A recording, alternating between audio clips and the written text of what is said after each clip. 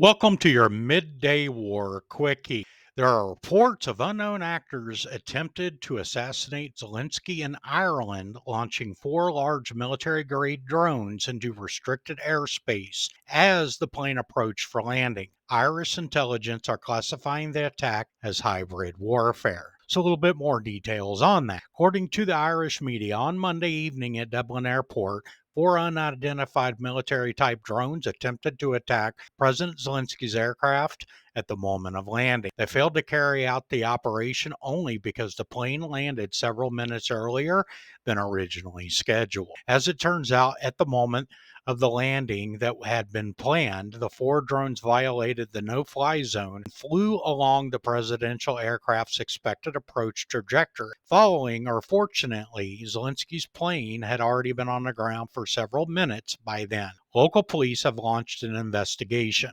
Moreover, the same drones were also detected over an Irish military vessel that was participating in Zelensky's security operation, had been covertly positioned offshore near the coast. Irish security forces are determining whether the drones were launched from land or secretly from vessels located offshore. U.S. Secretary of State Marco Rubio acknowledged that Russian President Vladimir Putin's theory of victory in negotiating tactics assumed that Russia can outlast the West in Ukraine in a war of attrition. Russian officials continue to falsely frame recent Russian advances on the battlefield as an indication that a Russian victory is imminent and inevitable. Kremlin officials continue to refuse to publicly discuss the outcomes of the December 2nd U.S.-Russia meeting, as the Institute for the Study of War previously forecast. The Kremlin is reigniting narratives that Odessa City is a Russian city. High-ranking Kremlin officials continue to set conditions to justify potential future Russian aggression against Moldova and the Baltics. Kremlin is attempting to mobilize Russian and Belarusian civil societies,